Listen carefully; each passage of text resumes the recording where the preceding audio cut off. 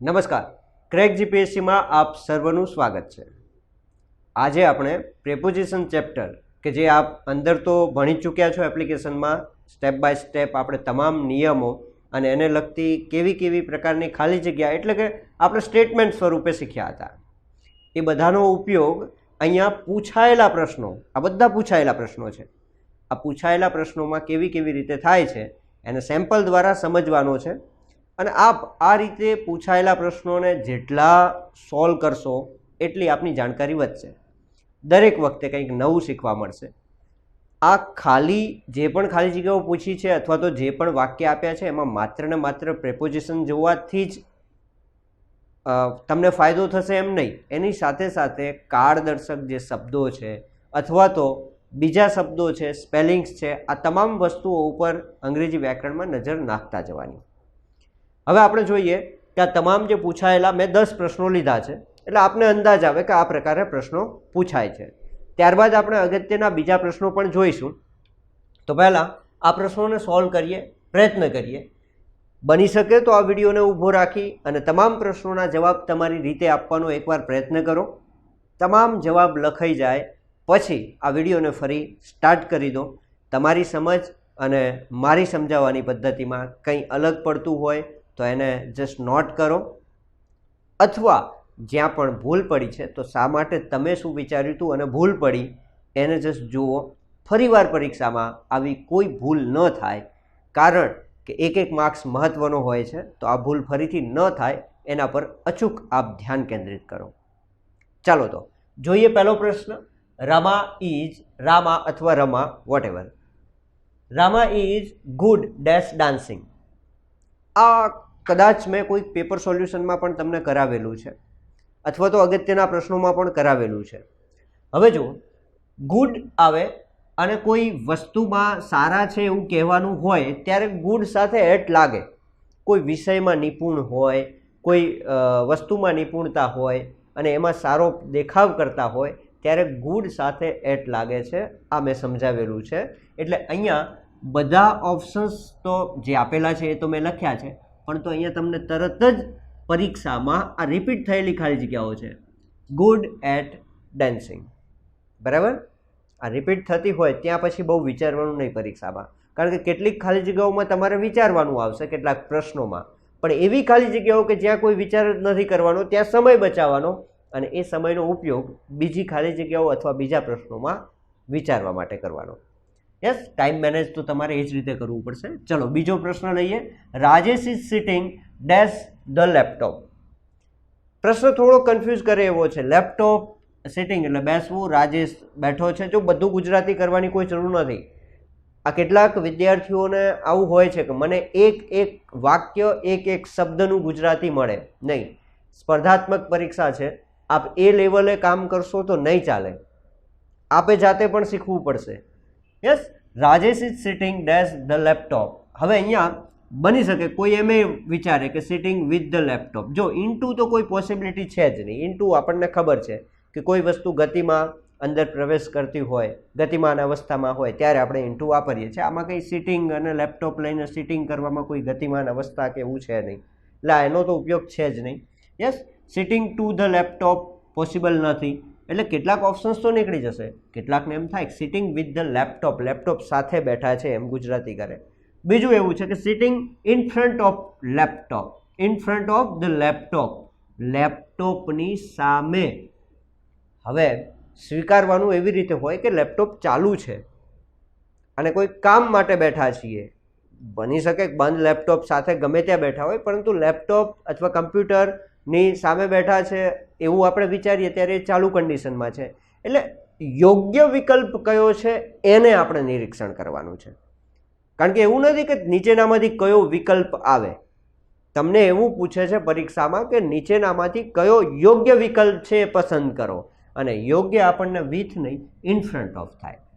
Rajesh is sitting in front of, એની સામે the laptop. એમ તો તમે બોલવામાં નથી બોલતા કમ્પ્યુટર ઉપર બેઠો છું, પણ એ શક્ય છે ગુજરાતીમાં ઉપર બેસવું એટલે તો ઓન થાય, પણ એ ઇંગ્લિશમાં જ્યારે વાપરવા જઈએ ત્યારે ઉપર માટે કંઈ એ ન વપરાય, પરંતુ in front of the computer, in front of the laptop આવે। ક્લિયર? ચાલો સહેલી ખાલી જગ્યા જ છે. There was a power failure. Power અને ભૂતકાળનું વાક્ય છે. પાવર ફેલર થયો હતો મતલબ લાઇટ જતી રહી હતી, કોઈ ફોલ્ટ થયો છે પાવરમાં. ઓલ ધ લાઇટ્સ, હવે જો હું અહીંયા બોલી જ ગયો, પાવર ફેલ થયો હોય તો એ શું થાય, લાઇટ્સ જાય. તો અહીંયા ઓલ ધ લાઇટ્સ લગભગ ગઈ જ છે એમ જ માની લો. But she had no candle, પરંતુ તેણીની પાસે કેન્ડલ નહોતી. કાળ પણ નજર કરો, ભૂતકાળ છે, પાવર હમણાં જ ગયો મતલબ ગયો તો ત્યારે એ પહેલાં એની પાસે કેન્ડલ નહોતી એમ. સી હેડ નો કેન્ડલ, જો હેડ વપરાયું. યસ, કાર્ડને થોડી નજર નાખતા જવાનું છે, હું અત્યારે આ સમજાવવા માટે નથી કરતો. There was a power failure, all the lights. હવે તમને અહીંયા ખબર પડી ગઈ કે લાઇટ્સ જવાની વાત છે. તો જવા માટે શું હોય, લાઇટ્સ જતી રહી પરંતુ તેની પાસે કેન્ડલ મીણબત્તી નહોતી. હા, મારે એકદમ મીણબત્તી એ લાવવું પડે છે એના માટે, કારણ કે આપ સમજી શકો છો કેન્ડલ નહોતી.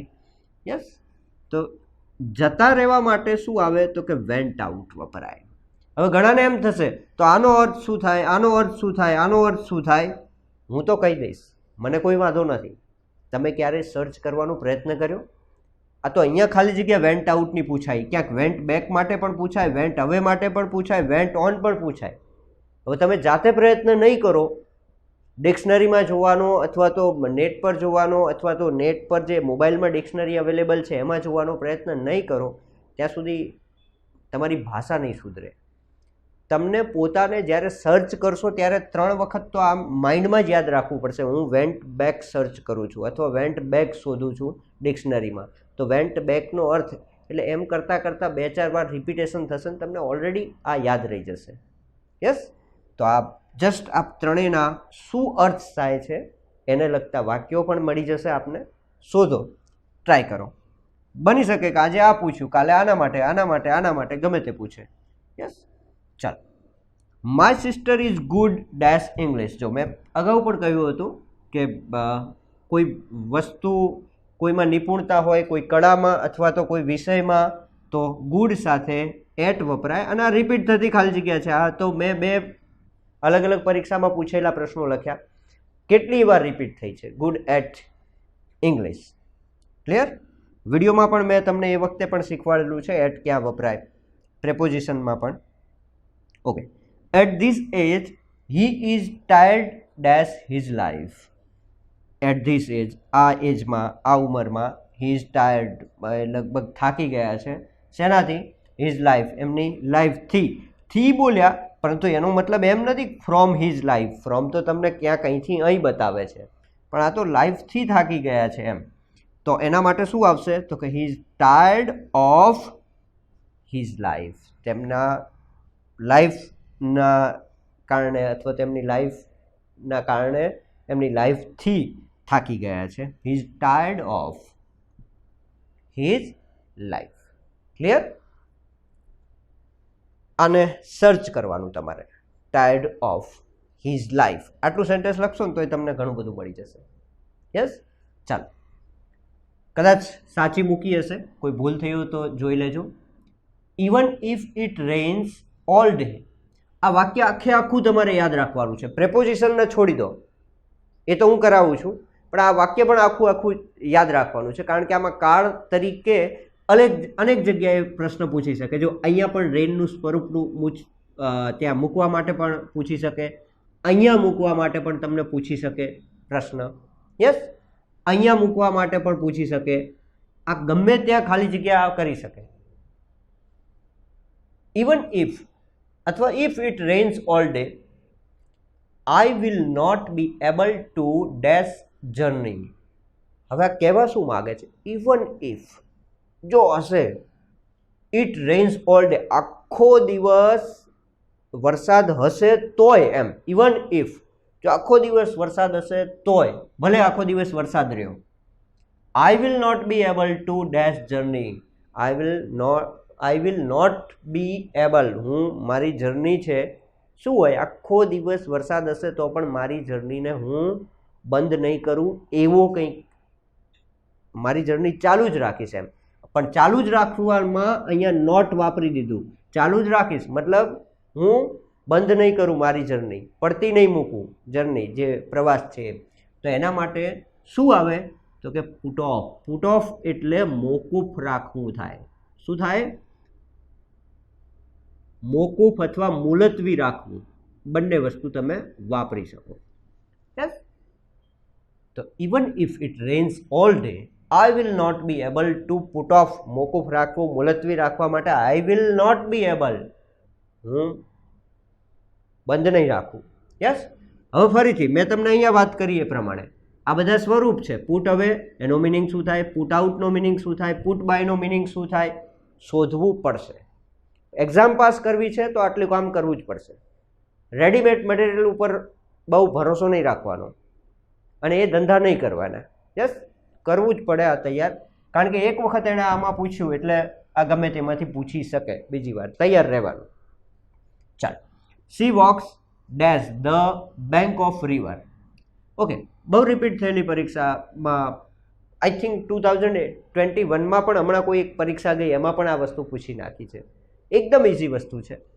Bank of river, bank of river એટલે નદીના કિનારે કિનારે. વોક્સ ચાલવું. C walks dash the bank of river.